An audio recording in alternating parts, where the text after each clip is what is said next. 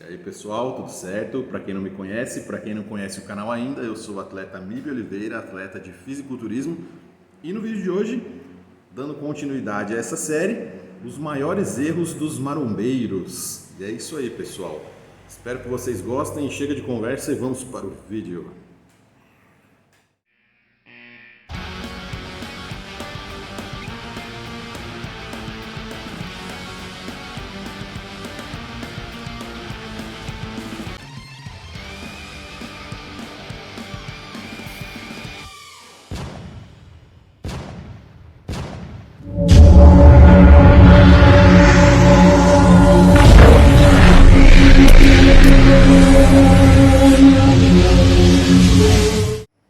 Então pessoal, dando continuidade aqui ao vídeo, o vídeo de hoje sim, vai ser, muito provavelmente será um vídeo longo, um vídeo muito denso e é aquele negócio pessoal, faço o vídeo para os espartanos, eu não faço o vídeo para os gregos comuns, desordenados, eu não faço vídeo para usuários de TikTok, ok? Então, se você tem uma reclamação a fazer, eu não aceito esse tipo de reclamação em relação ao tamanho do vídeo, mesmo porque é um assunto muito complexo que eu não vou conseguir falar em 5, 4, são 20 anos de experiência, eu não vou conseguir passar isso em 5, 10 minutos. Então, se você gosta de vídeos curtos, tem outros canais que trabalham dessa forma, mais superficialmente, ou então você vai para o seu TikTok e você se divirta lá vendo as dancinhas lá do Rádio Chopin e lá dos caras e você aprende alguma coisa, mas só não venha me perguntar depois no meu inbox lá no Instagram. Então, eu fiz aqui. Primeiramente, eu gostaria de pedir para que você, se você ainda não é inscrito ainda, que você inscreva-se no canal, que você possa deixar um like aqui no começo do vídeo para ajudar na distribuição desse vídeo, para que esse vídeo possa, o YouTube possa distribuir ele de uma maneira melhor. E, lógico, eu sei que o meu tipo de formato, eu nunca vou ter um canal grande e tudo, e também, dependendo de certos tipos de público, também não me interessam, mas se mais pessoas, como a maioria de vocês aqui que acompanham o meu canal, que assistem os vídeos inteiros, eu sei que existem mais pessoas, muito mais do que a quantidade de inscritos nesse canal, mais pessoas também que são como vocês, né? São pessoas interessadas, com boa vontade, vontade de aprender, vontade de acertar. Então, vamos lá, pessoal. Esse vídeo de hoje, eu iria fazer um vídeo sobre outro tema, mas eu acabei pensando e acabei mudando aqui o tema de última hora, até influência de uma postagem que eu fiz recentemente no meu Instagram. Como eu falei para vocês, eu vou estar fazendo alguma coisa também de conteúdo escrito que eu gosto. A princípio eu vou usar o Instagram, usar aqui as comunidades aqui do canal, e eu também postei postei uma foto, né, aqui também nas comunidades, mas aqui nas comunidades não tem o conteúdo, os comentários completos. Então, os comentários completos da postagem estão no meu Instagram. Então, pessoal, eu vou aproveitar que eu estou num período de férias, eu vou tentar produzir mais aqui para o canal, dependendo também do dia, da inspiração, né? Porque vocês sabem, né? Eu sou um artista, né? Eu não consigo gravar vídeos todo dia, assim. Eu tenho que estar no dia, né? Da inspiração, eu acho que hoje é um dia legal. Então, pessoal, vamos lá. Acabei gostando do conteúdo. Então, eu vou falar sobre proteínas, quantidades de proteínas, excessos de proteínas, principalmente. Então, eu fiz aqui um roteirozinho. Então, vamos lá, pessoal. Excesso de proteínas. Assim como eu falei lá no post, o fisiculturismo, se vocês, os mais antigos aqui, as pessoas aqui que têm mais de 35, mais de 33 anos ali nessa faixa, principalmente mais de 40 anos, eles vão poder falar melhor isso aqui, até se vocês quiserem, vocês fiquem à vontade para comentar. O fisiculturismo ele sempre teve aquela cultura do quanto mais melhor, cultura do excesso, a cultura dos extremos. Então, quando se fala em ganho de massa muscular, remete ao quê? Períodos de off-season seria, no caso, né? Mesmo você competindo, você não competindo, um período de ganho de massa muscular, um período de off-season, enfim. Vocês entenderam o que eu estou falando. Então, sempre remete ao excesso, né? Então, sempre o excesso, sempre o a mais. E quando se trata em redução de gordura corporal, é sempre o excesso para menos. Então, são sempre dois extremos. Você vê que nessas metodologias mais antigas você não tem um meio termo, ou é 8 ou é 80. Então eu vou falar um pouco para vocês aqui baseado na minha experiência com alunos, com pessoas, minha experiência pessoal, então por isso o vídeo vai ficar um pouquinho longo, então vamos lá, pessoal.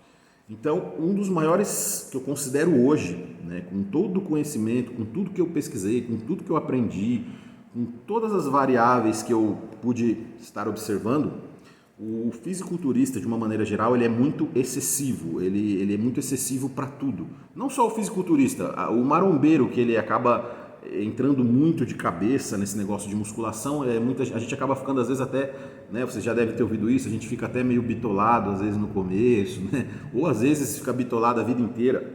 Então, ou então por alguma fase da vida, algum de vocês assim já foi bem bitolado, e alguns param de treinar, outros continuam, mas é aquele negócio, é sempre a cultura do excesso. Muita comida, muita proteína, muito carboidrato, muita proteína, pouca, e tudo gordura quase zero, e não sei o que. Você vê que trabalhando com polos, né? Extremos e extremos.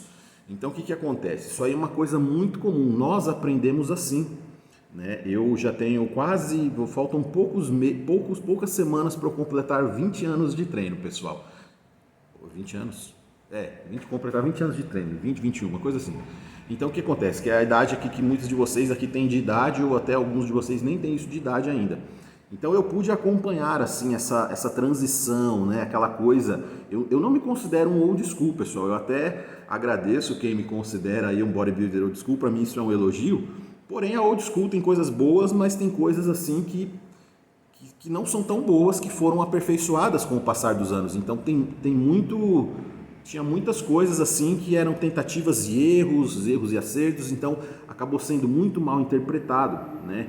Então, se vocês pegarem os modelos de dieta, vocês podem pegar aí, deve ser fácil achar isso no Google, vocês podem pegar aí, vejam, dieta do Steve Riggs, dieta do Frank Zane, dieta do... Não quer dizer que o cara fez isso a vida inteira, né? No livro do Arnold Schwarzenegger, na Enciclopédia do Fisiculturismo, tem exemplos de dietas ali que ele acredita serem dietas adequadas. Então você vê que o formato ali de alimentação dos anos 60 e 70, de uma maneira geral, é óbvio que o cara não fez ali aquilo à risca religiosamente a vida inteira, mas por um período da vida ele pode ter feito aquilo ali, né? Ou mais ou menos aquilo ali. Você tem que saber interpretar, pessoal. O pessoal hoje é muito preto no branco, isso aqui. Não, você tem que ter uma maleabilidade na hora de interpretar as coisas. Eu sei porque às vezes qualquer tipo de relato que a gente faça não quer dizer que a gente fez isso a vida inteira, mas as pessoas às vezes elas sempre, né, que tudo aquela é A ou B ou C, como se fosse uma ciência exata, né, matemática pura, né?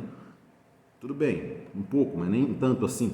Então, durante algum momento da vida, alguma fase de treino, alguma fase da carreira, vocês podem ver que essas dietas mais antigas, esses protocolos de dietas mais antigas, principalmente ali dos anos 70, anos 60, então a gente sabe que a utilização de insulina muito provavelmente não existia. Você vê que o GH sintético também não existia.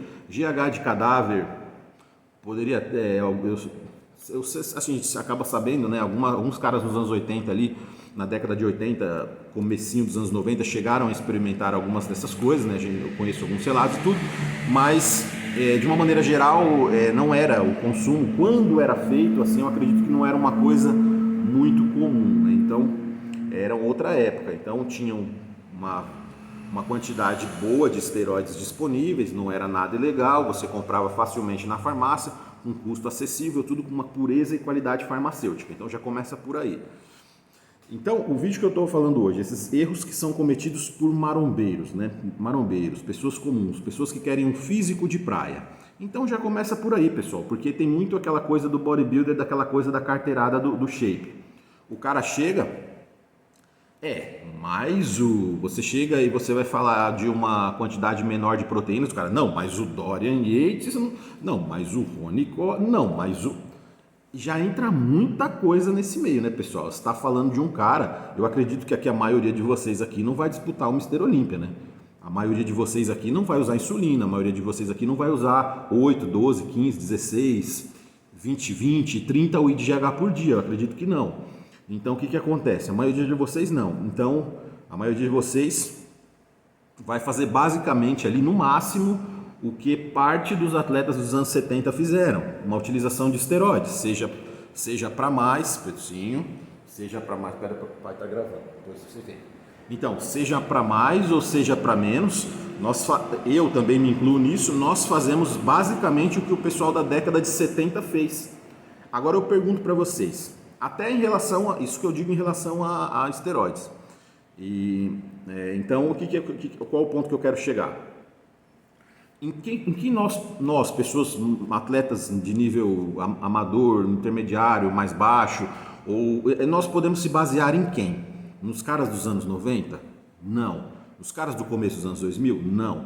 A maioria das pessoas normais, elas vão se encaixar ali naquele padrão ali, anos 60, anos 70 ali no máximo. Aqui o que os caras fizeram, eles usavam esteroides, alguns mais, outros menos. Toda a época teve os abusadores, temos relatos de abuso dos anos 70, dos anos 80, mas de uma maneira geral tem aquela utilização que pode ser maior, pode ser menor, mas de uma maneira geral, eu me incluo também junto com vocês, nós fazemos basicamente o que os caras dos anos 70 fizeram. Aí eu pergunto para vocês,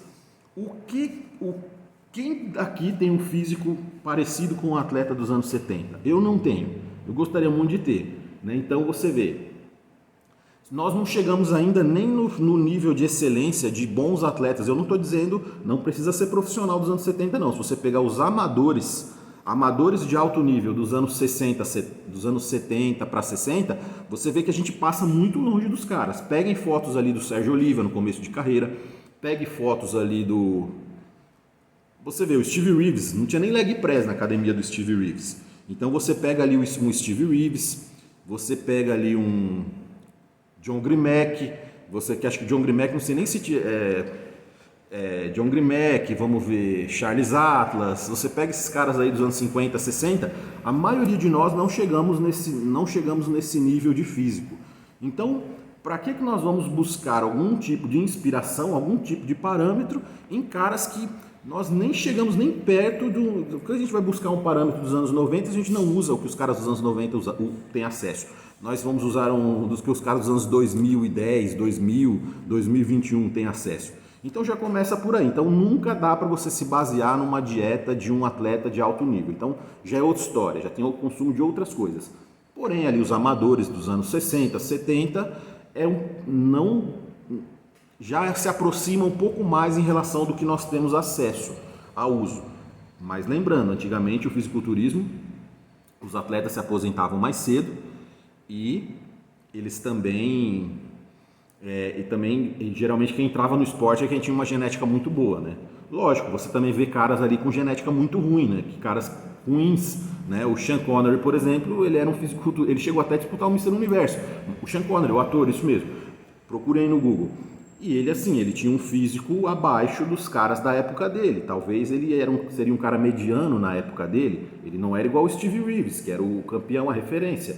Mas ele estava lá. Então vocês vejam só que a gente tem que comparar de acordo com o que pode ser comparado. Então, para começar, nós não podemos ficar ali, mas o fulano faz isso, fulano... Não, porque o fulano, que é o Mr. Olímpia, ele faz isso, porque ele é a referência. É a mesma coisa de você querer comparar um Fiat Uno, um Gol, um Celta, você querer comparar com uma Ferrari de Fórmula 1. Então não tem nada a ver uma coisa com a outra. Então, primeiro ponto aí é a introdução. Então essas questões, se você pegar ali essas dietas, esses formatos dos anos 60, 70, vocês vão ver que não tem essa quantidade excessiva de comida. De comida de uma maneira geral, principalmente de proteínas. Tem uma quantidade boa, tem, mas o próprio Arnold Schwarzenegger, ele disse que ele nunca foi um cara que conseguiu comer muito. E assim, ele nunca foi um cara assim de comer muito. Ele já deu alguns relatos, ele fala mais ou menos o que ele comia. Você pega os formatos das dietas do livro dele, você vê que é uma coisa muito mais próxima da realidade de todos nós, de pessoas comuns. Então o fisiculturismo dos anos 70 e 60 tinha muito bom senso, era mais saudável, lógico, né? Então era uma coisa de mais bom senso, tanto que você vê que os caras, o David Draper foi morrer agora com 79 anos, o Steve Reeves viveu muitos anos, Arnold Schwarzenegger está aí, poucos caras que foram Mr. Olímpia do passado faleceram, né, até o momento. Óbvio, vão falecer tudo, decorrente da idade, onde a maioria das pessoas ali, né, que corresponde à expectativa de vida da maioria das pessoas, mas você vê que, compare assim com os atletas que que tem dos problemas que tem acontecido com os atletas atualmente, né? Então você vê ali que tem alguma coisa diferente, lógico, né? Então tem coisas que realmente são nocivas ali a médio, curto, a longo prazo, umas substâncias que os caras usam. Então vamos lá. O que eu estou dizendo aqui? Então, e também tem a questão, pessoal, do lobby. O lobby da indústria da suplementação, ele entrou muito forte na cabeça, na mente de todos nós. Então o que acontece? O fisiculturista precisa comer de 2 em 2 horas, de 3 em 3 horas, de 2 horas em 2 horas e meia. Aí o que acontece? Está falando do fisiculturista, só que aí depois isso aí passa por causa da academia. Mas você não tem resultado? Mas você come de 2 em 2 horas e meia? Você come de 3 em 3 horas? Não, eu como 3 vezes por dia. Então não vai ter resultado. Não, então é aí que você está errando. Mas peraí, o cara quer ser fisiculturista ou o cara só quer ter um abdômen mais ou menos riscadinho, um pouquinho de peitoral para ir para a praia lá, para micareta, para o carnaval, alguma coisinha mais ou menos assim? Então vamos lá, então vamos com calma. Então não é todo mundo que vai disputar Mister Olímpia, não é todo mundo que quer ser um atleta de ponta, não é todo mundo nem que quer ser um atleta de qualquer nível, né?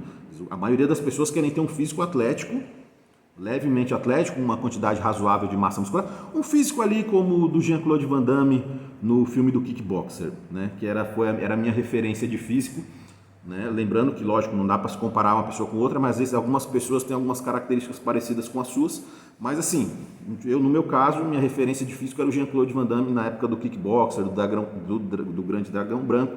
Então é mais ou menos isso, né? Então a maioria das pessoas ali fica meio nessa linha, aquele Men's Physique antigo da primeira geração, é o que a maioria das pessoas querem. Poucos ali vão querer avançar ali num nível mais alto, então, e fazer esse tipo de coisa. Então, mas ainda assim, esses físicos que eu falei, Jean-Claude Van Damme, Sylvester, esses caras ainda não chegavam no nível dos atletas de alto nível amadores e profissionais dos anos 70. Então, você vê que já tem uma... Então, a gente nem chegou ainda no que os caras dos anos 70 chegaram e a gente quer ainda fazer mais coisas do que eles faziam. Mas o que eles faziam? Treinavam muito, coisa que a maioria hoje não faz. Então, vamos lá. Continuando aqui. Então, a indústria da suplementação ela entrou muito forte na cabeça das pessoas. Então, o que acontece? Esse negócio de catabolismo e não sei o que, se você der 2 horas e 1 minuto e você não comer, você já está perdendo massa magra, e que não sei o que você precisa de não sei o que, e que você precisa de 4 gramas quilo de proteína, você precisa de 5 gramas quilo, você precisa de... Isso começou com os atletas e depois foi passando para as pessoas normais. Você precisa de 2 gramas quilo, você precisa de 2,5, você precisa de 3, qual seria a quantidade ideal de proteína? Aí é que tá. Isso vai depender muito do contexto geral da sua dieta. Porque o que? Calorias são calorias. Então, lógico, você tem que também se basear um pouco em macronutrientes, mas concomitantemente você também tem que se basear um pouco nas calorias. Então, se você falar em relação de calorias, vou dar um exemplo aqui. Vamos dar um exemplo aqui. 1 grama de proteína tem 4 calorias. 1 grama de carboidrato tem 4 calorias, 1 grama de gordura tem 9 calorias. Então, o que acontece? Carboidrato e proteína, eles têm a mesma quantidade de calorias. Então, no final das contas, você pode desequilibrar totalmente uma dieta. Você pode criar um desequilíbrio na sua dieta, justamente porque às vezes você quer colocar um nutriente muito acima do normal. Então, vou falar aqui da linha do Mike Mentzer. A linha do Mike Mentzer eu acho que é uma linha bem coerente. Eu acho que é anos 70 ali, talvez do final dos 60 para 70, que eu acho que é uma linha muito coerente. Então você pega ali o seu peso. Aí isso vai depender um pouco também de BF, tá, pessoal? Isso aqui, estamos falando aqui de um cara com BF regular, normal. Talvez um pouco mais para baixo do que para cima. Sei lá, uns bons 12, 14%, uma coisa mediana. Então, o que acontece? Vamos lá. A divisão de macros, uma das divisões de macros do Mike Mentzer que ele achava muito interessante. 60% de carboidratos, 25% de proteínas e 15% de gorduras. Eu acredito que essa divisão de macros, para a grande maioria das pessoas que querem ter um físico ali de praia, tal, uma coisa legal, eu acredito que isso vai servir ali de parâmetro para boa parte das pessoas. Então, o que acontece? Para que você vai colocar, às vezes... Você pode, aí tem no bodybuilding os caras gostam muito de inverter a pirâmide, né? O que os caras, sei lá, 60% de proteína, 25% de carboidrato e 15% de gordura. E eu te pergunto, no final das contas, a questão de calorias, elas vão ficar iguais, né? Só que você vai ter um desequilíbrio, porque o seu músculo, para ter uma hidratação, para ter uma hidratação na musculatura, para encher o seu músculo ali de glicogênio, você precisa de níveis adequados de carboidratos, não excessivos, adequados. Isso vai variar de acordo com o seu peso, massa muscular, nível de treinamento, nível de atividade física, gasto calórico diário, né, basal, essas coisas, né? Então, o que acontece? É muito comum vocês verem assim esses desequilíbrios, né? Então, o que acontece? O seu corpo ele vai utilizar a proteína, ele vai se adaptar ao que está acontecendo, ele vai se readaptar, né? A primeira fonte de energia do corpo a fonte primária são os carboidratos, né? Então, o que acontece? Quando você joga a proteína lá no alto e tem muito pouco carboidrato, seu corpo vai fazer um trabalho. Eu não vou entrar muito em detalhes, assim, eu vou falar de um jeito bem simples, tá, pessoal? O seu corpo vai fazer um trabalho para ele usar as proteínas como fonte de energia. Então, o que acontece? Você vai estar criando um desequilíbrio para o seu corpo corrigir esse desequilíbrio.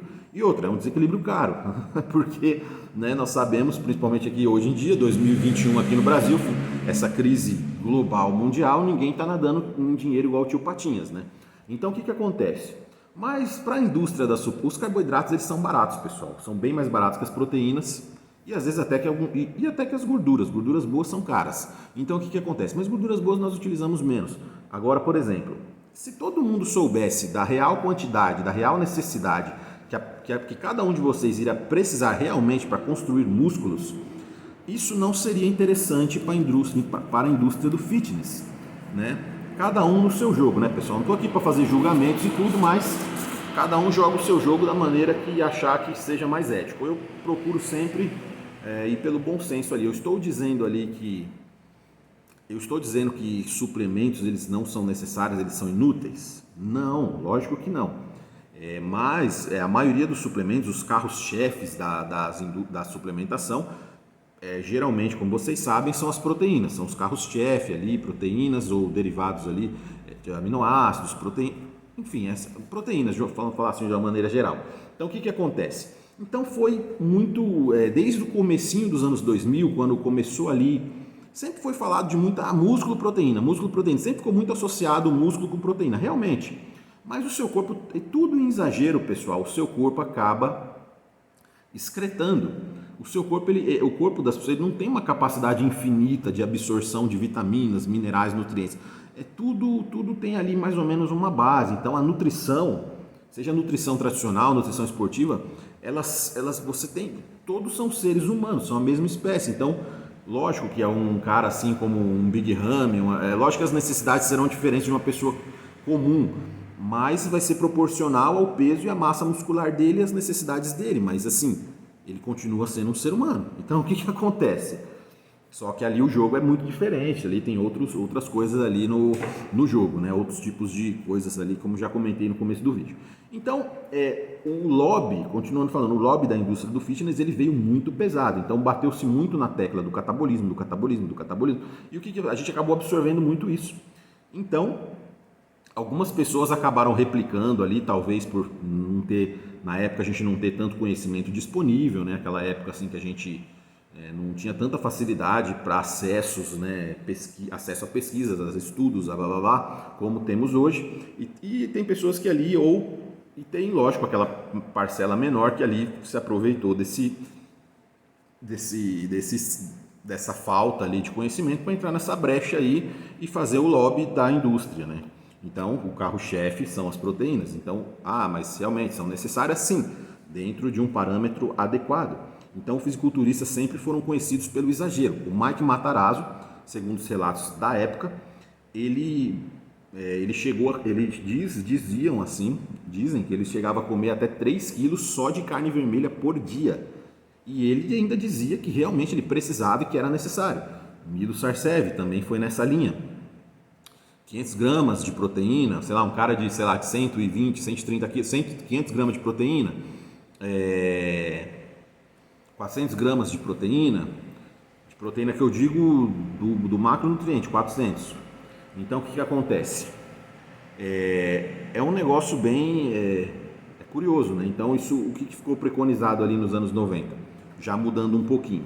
Proteína altíssima, gorduras baixíssimas e carboidratos baixíssimos em pré-conscio e altos em off-season. E a proteína alta o tempo todo. Geralmente é o que a gente fazia e acabou se estendendo isso aqui no Brasil até começo dos anos 2000. A gente fazia muito isso e às vezes acabava comendo ali de maneira obrigatória, aquele negócio de deu 3 horas, chegou a hora de comer e tudo. Tipo assim, caras normais, caras que nem pensavam em competição, como eu, assim, tipo, o cara só queria ser um físico legalzinho, assim, um físico de rua, né, a princípio, né, nos meus primeiros anos de treino. Mas o que acontece? A gente acabou pegando aquilo, né, e tentando fazer o mais próximo possível do que os caras em relação à comida, né, essas coisas, tipo, e isso vira um inferno da vida do cara, isso fica chato, isso é horrível.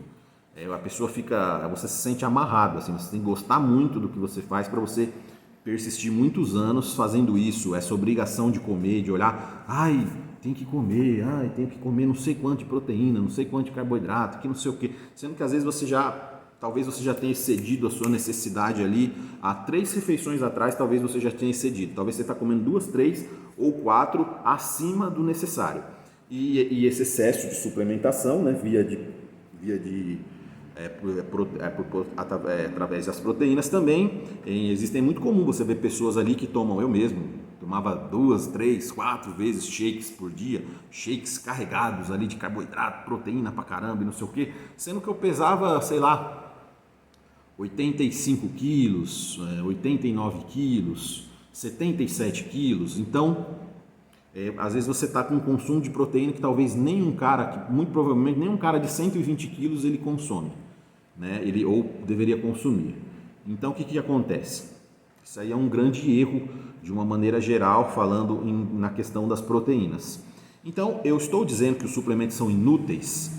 Não, mas os suplementos eles têm as suas aplicabilidades em casos ali específicos, em casos concretos. Eu vou dar um exemplo.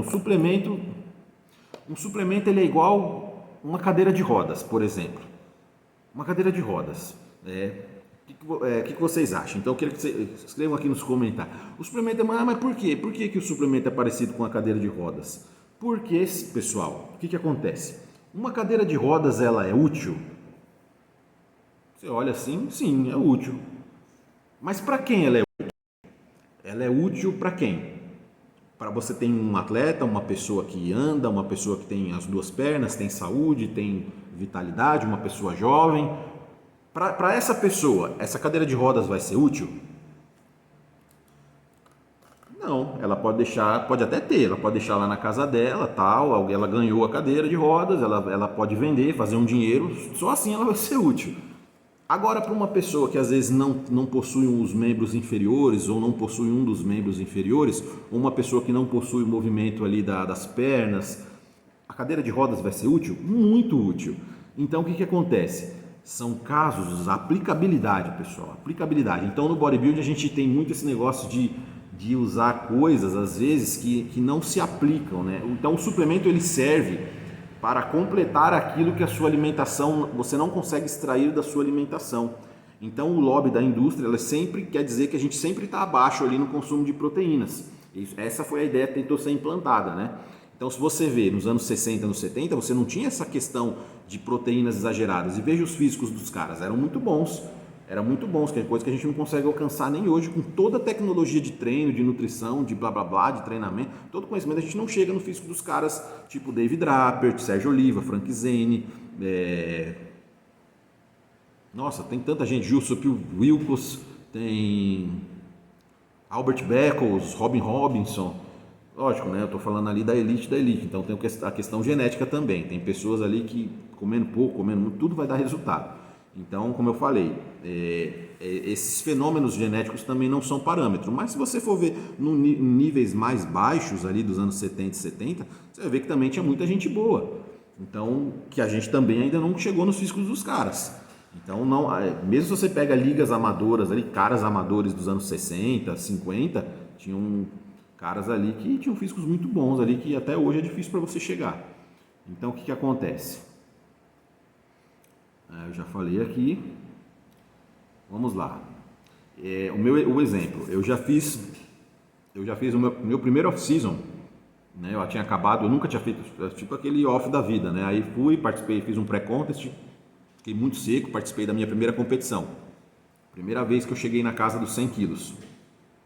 Aí o que acontece? Que era o que eu não conseguia chegar de jeito nenhum antes. Podia estar usando 5, 4, 5, 6 tipos de anabolizante, eu não conseguia chegar, eu não conseguia passar de 89 quilos.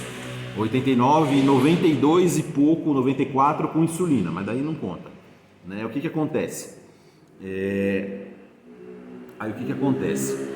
O meu primeiro off-season, eu acho que eu saí do campeonato e eu parei de usar tudo. Eu usava acho que só HCG. O meu treinador na época ele cortou todos os esteroides. O que acontece? Só de voltar a comer, eu cheguei em 100 quilos, né? Tipo, fiquei uns, sei lá quantos dias, quase algumas semanas eu fiquei sem tomar nada. Então o que acontece? Mesmo assim eu fui crescendo, né? E eu já tinha 29 anos já não era tão novo assim. Então o que acontece? Então já cheguei a 100 quilos muito fácil. Aí o que acontece? Mas na época eu fiz as contas ali, mais ou menos, dava mais aproximadamente 4,3 gramas quilo de proteína. Então você vê, funcionou? Funcionou. Né? Um excesso de calorias e tudo, funcionou. Né? Ganhei bastante água também, mas não fiquei gordo e tal, ficou legal. Aí o que acontece? Depois terminou a temporada, fiz outro off-season. Só que aí eu já comecei a estudar um pouco melhor, muito essa questão de quantidade de proteína e tal. Aí o que acontece? No meu segundo off-season, eu fiz ali um consumo, durante parte do off-season, eu fiz um consumo, é lógico que esse negócio de 4 gramas quilo não consegui fazer por muito tempo, né? Porque é difícil demais comer tudo isso, fora o tanto de carboidrato que tinha. Então, depois eu acabei fazendo outro off-season, eu falei, vou reduzir pela metade, de acordo com o que eu tinha estudado. Então, eu utilizei 2 gramas quilo de proteína em cima do meu peso bruto normal. Sem desconto de BF, de nada. Aí o que acontece? Eu cheguei a 101 quilos, então você vê que foi um resultado muito parecido, de 100 para 101. Então o que acontece? 101, 103, eu acho que eu cheguei a 110, 100, primeiro off-season foi 100, quase 101, o segundo foi 103. Lógico que não com a forma que eu tenho hoje, né? Hoje, se eu baixo para 100 quilos, eu tenho uma forma muito melhor. Então quer dizer, então é melhor comer menos do que comer mais. Não, não é isso. Né? Você vê que foram trabalhos que tiveram resultados parecidos com a metade do dinheiro empregado. Então você está falando que 2 gramas quilo é o ideal. Calma, ainda não. Quanto que seria o ideal? Vai depender do contexto da sua dieta, da quantidade de carboidratos, de gorduras e de calorias. Então o que acontece? Eu acredito muito no que o Mike Mentzer dizia, que algo em torno de 1,2, até que os nutricionistas mais tradicionais, pessoas meio acadêmico falam, que talvez para atletas ali, falando num nível mais alto, né, uma questão ali de 1,5, 1,6, 1,2, como o Mike Mentzer dizia, já está muito bem empregado, né? Tendo em vista ali que a maioria das pessoas contam só as fontes animais.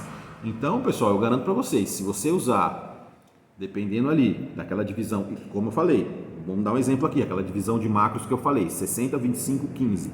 Então, se você faz uma divisão dessa e você mantém ali mais ou menos na faixa de 1,2 grama quilo, você vai fazer, aí você faz ali, você vai fazendo os seus cálculos ali e você vê.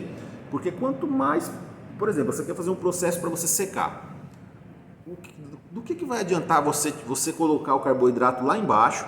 Vamos pensar, 4 calorias por grama. Você joga o carboidrato lá embaixo e você joga a proteína lá em cima. Quando você for fazer a conta ali do déficit, balanço, papapá, o que vai acontecer?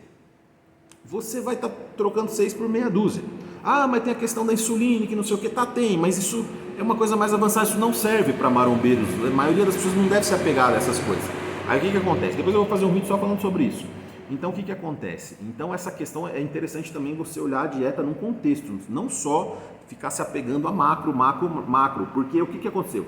Eu, por experiência própria, eu já fiz preparações, já fiz testes em preparações, até dessa vez eu estava sozinho na época, foi em 2016, eu consumi uma quantidade muito excessiva de proteínas. Então o que aconteceu? Eu não cheguei numa condição como eu costumava chegar, né, nesse campeonato sul-americano. Fiquei assim, ok, mais ou menos ali, quase ok ali, tipo, mas não ficou aquela coisa, aquela definição, ó, fibras e pá, super seco, pele ultra fina. Não fiquei. Por quê? E outra, carboidrato, fez até testes assim com um traço de carboidrato, com o mínimo de carboidrato necessário.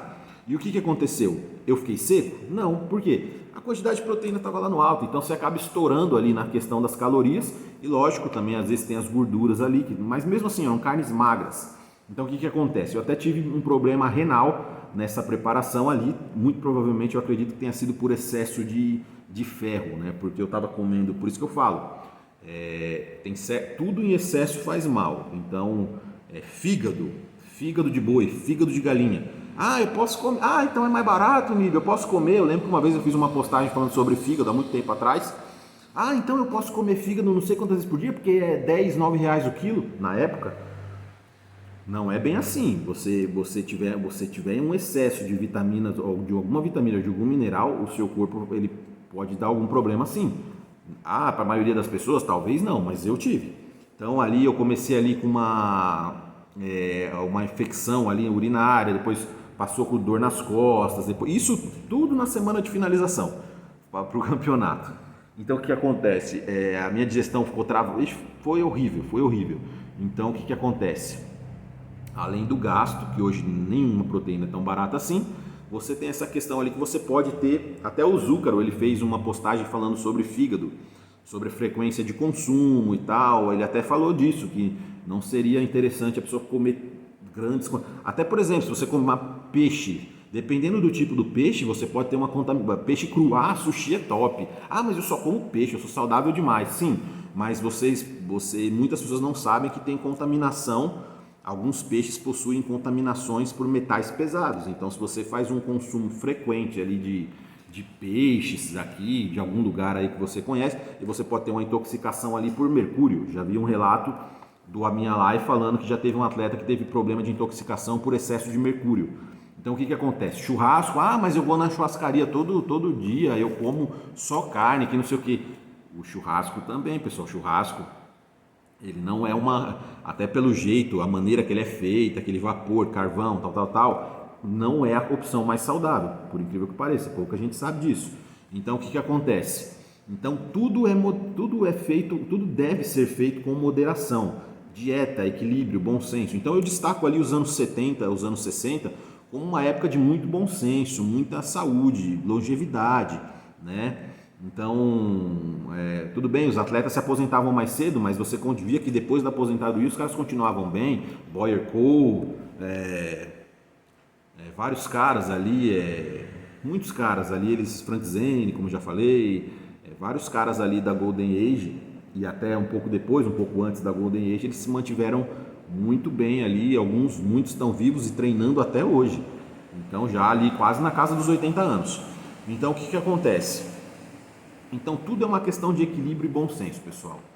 Então, proteínas vegetais, né? Geralmente as pessoas elas não entram na conta as proteínas vegetais. As proteínas vegetais, pessoal, realmente assim, é lógico, elas não são tão completas quanto as proteínas animais. Mas algumas combinações entre às vezes algumas leguminosas, algumas coisas, alguns grãos, algumas leguminosas, você tem uma interação interessante ali de proteínas que se complementam. Uma questão, o exemplo mais clássico, mais básico possível, arroz com feijão.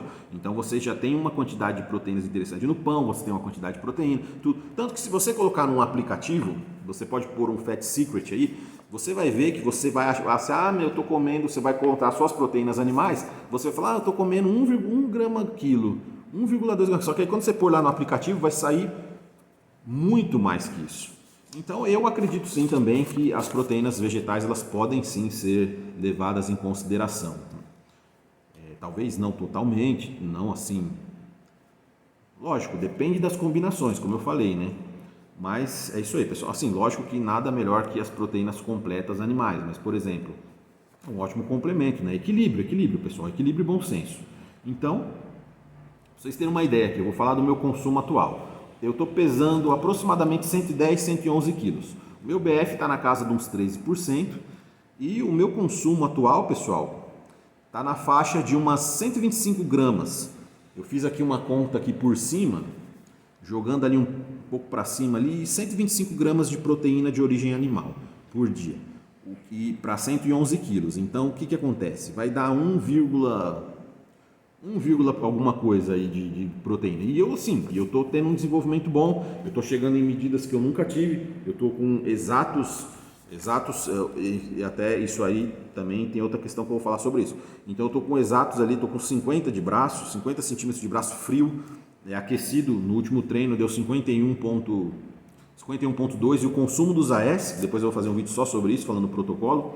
O consumo de AS, pessoal, todos da Advanced, estava na faixa de 600, não chegava a 700 gramas de AS, 600 miligramas, pelo amor de Deus. Então não chegava a 700 miligramas, ficava ali na caixa de 600 e poucos miligramas totais por semana. Então, que é o protocolo que eu fiz agora nas últimas 5 semanas, então já mudei o protocolo já agora, mas para você ver, cheguei nesse peso com esse BF e fazendo um consumo ali que para muitos de vocês, um cara de 111 quilos, comer 125 gramas de proteína, para muitos de vocês pode parecer muito pouco, mas é o que vem funcionando. Eu me sinto bem, eu como quando eu tenho vontade. Isso é muito importante, pessoal. Você comer quando você tem vontade, fazer as coisas quando você tem vontade. Você comer por obrigação, eu falo isso com toda a propriedade do mundo, pessoal. Eu fiz isso por muitos anos. Eu lembro que eu chegava eu vi ali, né, estudei alguma coisa ali, que eu tinha que ter shake disso, shake de malto, dextrose, whey, blá, blá, blá, blá. Aí eu lembro que eu saía da academia, eu acho que eu largava o peso com uma mão, com a outra mão eu já tinha que tomar o shake por causa da a janelinha de oportunidade de 2 horas que não podia perder depois do treino. Tinha que se entupir do máximo de comida em 2 horas depois do treino. Essa era o que a gente tinha de informação na época. Então o que acontece? Eu comia ali, eu tomava aquele shake e era com aquelas whey, nem whey não era, com certeza, aqueles blend vagabundo, cheio de soja, que dava vontade até de vomitar, né? Quem é dessa época sabe. Vinha no saquinho prateado. Não vou falar a marca porque eu não sei se a marca existe ainda hoje, não dá problema. Então o que acontece? Era coisa muito horrível, assim, provavelmente tudo muito batizado, né? E provavelmente não tinha quantidade de proteína, a maioria os suplementos não deveriam ter, porque era difícil eu comprar uma marca boa, porque as marcas boas eram meio caras, né? Mas o que acontece? Então, aí eu tomava aquele shake grosso, que era a coqueteleira até a boca, assim. O shake era tão grosso que acho que dava para comer com uma colher, assim. Nossa, era horrível.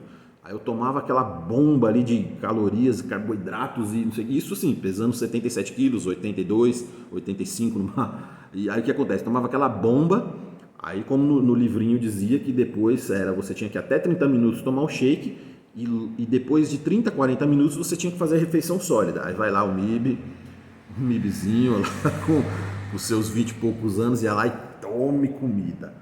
Arroz, feijão, carne. Eu lembro que na época assim, eu não aguentava mais comer carne vermelha, enjoei. Você vê que época boa, né? Época das vacas gordas, né? Nossa, a gente comia carne vermelha todo dia, agora é só dia de festa. Aí o que acontece? E tome bife, arroz, feijão, atum. Nossa senhora, já ter muito carboidrato, muita proteína. Nossa, eu lembro que eu ia, na época, né, a gente usava aquelas camisetinhas apertadinhas para ir para faculdade. Aí o que acontece? Eu lembro que a barriga ficava aqui, ó, na coisa de tão, por causa do shake e da comida. A barriga chegava, isso é horrível, pessoal. Isso você vai dilatar o seu estômago de uma maneira horrível. Aí fazendo isso muitos anos. Aí o que acontece? A barrigota, ainda bem que a faculdade era longe, até chegar lá a barriga já tinha baixado um pouco, né? Aí tudo dava certo. Assim, tive uma evolução? Tive. Mas precisava de tudo isso? Não. Né? Hoje é mais interessante talvez você preservar uma linha de cintura do que você querer crescer exageradamente. Então o que acontece? Eu vejo muitas, como falei lá no post no Instagram, você vê que tem muitas pessoas ali que pensam, tem muito coach que não sabe trabalhar, muita pessoa que não sabe trabalhar, o que ela faz? Vai aumentando a quantidade de calorias de proteína, vai aumentando. Ah, o cara não cresceu, aumenta. Não é assim. Essa, ao meu ver, não é a melhor maneira de se trabalhar, porque o consumo o desenvolvimento nunca vai ser proporcional ao consumo.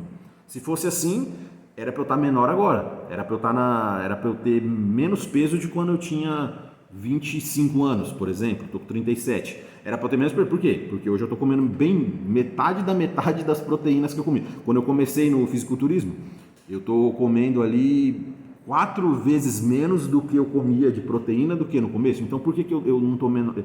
E eu tinha, nessa época do meu primeiro off-season, eu competi com 76 quilos. E de 76 fui para 76, 80, entre 76 e 80 foi minha primeira temporada. E depois eu fui para 100 quilos.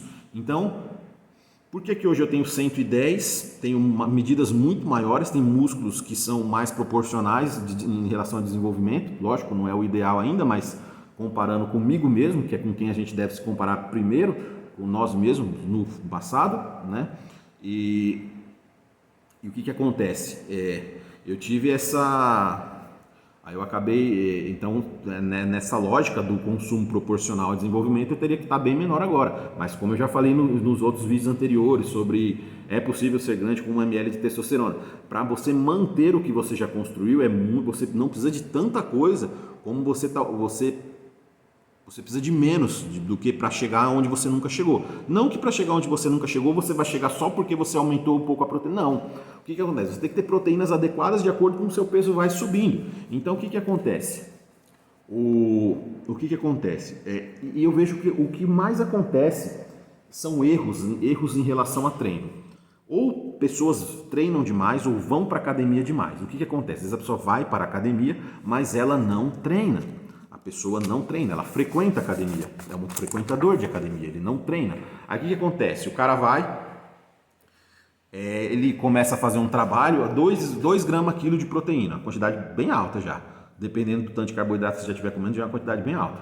E tem até muitos nutricionistas bons, pessoal, que eles falam ali de consumos de proteína que hoje em dia eu já não concordo mais. Mas você vê que sempre os caras estão atrelados a alguma empresa, alguma grande empresa de suplementação. Então, eu não sei como funciona a conversa lá nos bastidores, mas eu vejo e falo, nada a ver, cara. Esse cara, tipo assim, o cara fala muita coisa boa, mas essa parte tem nada a ver, não concordo. Então, o que acontece? Porque a maioria também não vai ser fisiculturista, já é um grande ponto, né? Então, o cara fica falando como se todo mundo quisesse ser fisiculturista, e mesmo até para fisiculturista. Dietas desequilibradas. Então, o que acontece?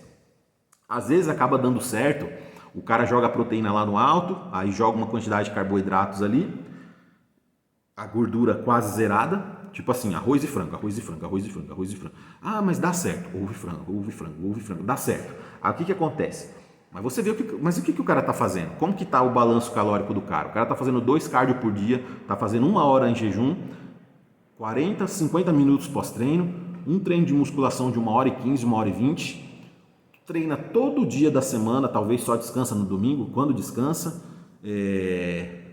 fora os afazeres do dia a dia, o cara no trampo dele, o cara fazendo as coisas dele, muito provavelmente, e outro, um cara que tem uma musculatura já diferenciada, já tem um metabolismo basal mais alto que uma pessoa normal, aí o que acontece? Ele vai estar em déficit, entendeu? Só que assim, déficit desequilibrado, então, e déficit caro, né? Então isso, talvez, lógico, existem casos e casos, mas isso não vai se aplicar a todos, tá, pessoal? Então, para a maioria das pessoas isso não vai se aplicar, mas é aquele negócio, né? O lobby, né? Então, muitas pessoas, só finalizando aqui o vídeo, muitas pessoas elas fazem o seguinte: elas aumentam as quantidades de proteína, mas não aumentam a intensidade do treino. Então, esse é um ponto muito interessante. O cara aumenta a quantidade de fármaco, aumenta a quantidade de esteroide, aumenta a quantidade de... Agora vai, projeto verão, e que não sei o quê. Pô, físico trincado e blá blá blá. Pô, não deu. Tá 300 mg de trembolona por semana. Vou pôr 400, vou pôr 500, vou pôr 700, vou pôr 700, vou pôr 1 grama, vou pôr 1 grama 200, vou pôr 1 grama 4. Aí o que acontece? Aí você vê que a única coisa que não muda é a intensidade do treino do cara. Vamos falar aqui em relação a peso. Você vê, o cara vai... vamos falar uma série convencional aí, a maioria faz. 3 de 12, 4 de 10. Efetivo, lógico. Né? Uma quantidade não tão alta de repetições, não tão baixa, mas aí o cara vai lá, faz um agachamentozinho, um cara que já treina 10, 20 anos, faz um agachamentozinho de merda com 30 kg de cada lado, ele vai tomar um monte de coisa, ele vai tomar isso, ele vai tomar aquilo, ele vai tomar aquilo outro, ele vai continuar fazendo com o mesma merda. Ah, Mipson, mas você não postou você fazendo o vídeo do leg press com 110 quilos? Eu estou dando um exemplo de séries entre 10 a 12 com intervalos de descanso regulares. Então essa questão do pesado, treino intenso, você pode dar intensidade de várias formas. Então, por exemplo, eu poderia facilmente fazer um leg press com 400, 500 quilos, fazer 10 a 12 ou 8 repetições, descansar 1 minuto e meio, 2 minutos. Eu posso também, talvez, dar grande intensidade no meu treino, fazendo ali com um leg press com 250, fazendo 10 de 10, 8 de 8, com 30 segundos, 15 segundos de descanso. Entendeu? Então, o seu corpo ele reconhece esforço e estímulo. Lógico, a sobrecarga, eu acredito que a sobrecarga é interessante, mas nem sempre vai ser possível você ficar aumentando sempre carga, até porque senão você vai acabar se lesionando. Então você tem que periodizar isso de uma maneira inteligente. Cargas são importantes, mas o seu corpo reconhece estímulo, intensidade e esforço. Então você pode ali, às vezes, se você... Lógico que necessita de uma experiência de treino diferente, quando você... É muito diferente de você levantar um peso, você faz um leg press, e de você fazer ele com uma consciência neural, assim, uma coisa, aquela consciência mente-músculo, né, que o pessoal fala muito. Então você fazer um negócio ali, prestando muita atenção na negativa, prestando atenção na positiva, você realmente ali, você está fazendo o seu músculo trabalhar, não? Aí você pega uma carga extremamente pesada e você tipo se livra do treino, na verdade. Você não sentiu, aí você chega, nossa, aí chega no outro dia, nossa, não senti nada. Aí você pega ali, você faz um 10 de 10 no estilo Vince Gironda, você acha uma carga ali, um limiar ali interessante para você acha uma carga que você consiga dar uma boa intensidade fazendo 8 de 8, 10 de 10, de 15 a 30 segundos de descanso.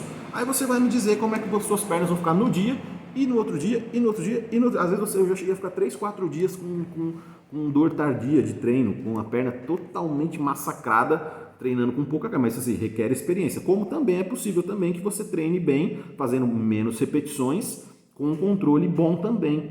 Então acontece muitas vezes também, de às vezes você querer aumentar cargas demais e você acabar, você tem uma musculatura alvo e você acaba treinando mais o músculo auxiliar do que o músculo principal. Isso acontece muito às vezes por excesso de carga. Aí você vê às vezes um cara sem desenvolvimento nenhum, sem nenhum desenvolvimento assim considerável muscular, com bastante força. Então, na verdade, às vezes ele treinou bem assim, a questão de força dele, tudo legal, mas ele não teve um desenvolvimento. Ou às vezes ele desenvolveu, vamos dar um exemplo clássico aqui, um cara que às vezes não responde bem com um supino reto.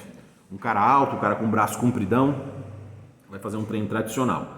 Aí o cara o tríceps dele vai fazer tanto esforço que às vezes o tríceps vai falhar, em alguns casos eu já vi muitas vezes isso, o tríceps falhar primeiro do que o peitoral. Então você coloca, por exemplo, 70% de ativação nos seus tríceps e um pouco no deltoide também, e você coloca ali 30% de ativação no músculo que você deveria estar treinando, porque se for para colocar 70% de ativação no tríceps, seria um exercício para tríceps, né? Talvez um exercício isolador, alguma coisa parecida. Então, se você está treinando peito, preferencialmente peito, a não ser que você esteja fazendo um supino fechado ou alguma variação. Então, é isso aí, pessoal. Então, é isso que eu tenho para falar para vocês.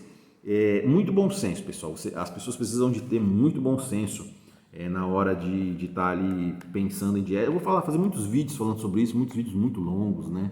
Quero ver quantos de vocês, até onde vocês vão aguentar ouvir esses vídeos aqui. O vídeo ficou longo. Tem um botão do pause, se você quiser pausar e ver outra hora também, tem essa possibilidade. Então o que acontece, pessoal? Então eu acho que eu consegui passar aqui a mensagem para vocês. Hoje faz tempo que eu não gravo, e às vezes quando eu começo a falar eu falo um pouquinho a mais, né? Mas é isso aí, pessoal. Façam musculação, bodybuilding, essa coisa, façam que seja uma coisa legal, uma coisa saudável. Hoje eu me sinto tão bem, hoje eu fiz uma refeição bem cedo, depois fiz uma refeição ali perto da hora do almoço. Agora já são quase 8 horas da noite, comi um negocinho ali, tudo também, né? Tô em off, não tô com compromisso assim. Então, mas assim, de uma maneira geral, pessoal, nós precisamos comer muito menos do que nós imaginamos que nós temos que comer, né? Então, principalmente, caras menores ali, não tem necessidade. Você não vai crescer proporcionalmente. E outra, daquele negócio, pessoal, se você quiser realmente comer como um atleta da época moderna, eu vou te falar que vai ser um fardo na sua vida. Talvez você não aguente isso muito tempo, vai ser uma coisa bem chata e desnecessária, né, pessoal? Então, para 99,9999% da população mundial, vai ser desnecessário. Então, existem muitas questões ali de suplemento, essas coisas que as pessoas acham que às vezes os atletas eles utilizam muita coisa. Sim, podem até utilizar, desde que eles ganhem elas de graça. ou que eles tenham que fazer propaganda, e muitos deles, às vezes, nem dependendo da fase da preparação, eles nem utilizam nada, né? Porque eles, às vezes, não, os próprios caras não confiam, às vezes, no que tem dentro do produto. Eu já vi, cansei de ver atleta fazer isso. Eu já tive até orientação de coach meu que trabalhava com esse tipo de coisa, que ele não deixava eu tomar nada ali, faltando algumas semanas para a competição, porque ele não acreditava, ele podia achar que tinha alguma substância ali que não fizesse bem para preparar. Isso era bem normal antigamente, viu, pessoal? Então, o que acontece? Né, há muito tempo, quando eu comecei, pessoal, a Whey Protein não tinha ainda assim disponível com facilidade nas lojas, não tinha. Então eu peguei essa transição ali, do comecinho da introdução do Whey Protein no mercado de suplementação. Antigamente tinha aminoácido líquido, aminoácido em cápsula, e tinha albumina e tinha massa, né, hipercalóricos. Então o que acontece? E o pessoal se virava muito bem antes disso, né? Então é aquela questão, pessoal. Tudo tem a sua aplicabilidade, seja proteínas, vitaminas, minerais, isso tudo vai depender da sua real necessidade. Ah, mas você trabalha, você às vezes coloca multivitamina, tal. Sim, por quê? Porque às vezes eu sei que às vezes muitas pessoas, às vezes você vai mandar o cara comer um legume, uma verdura, um bababá, você deixa alguma coisa em aberto pro cara, você sabe que muito provavelmente ele não vai fazer. Tem muita gente que tem preguiça de fazer, então em alguns casos alguma coisa a gente tem que colocar ali, né? E tem muitos suplementos muito úteis que as pessoas não utilizam. Então depois eu vou fazer um vídeo falando sobre isso, porque já está dando quase 1 hora de vídeo. Talvez eu divida esse vídeo na metade, talvez não. Mas é isso aí, pessoal. Então, espero que vocês tenham gostado. Fiquem com Deus e até mais.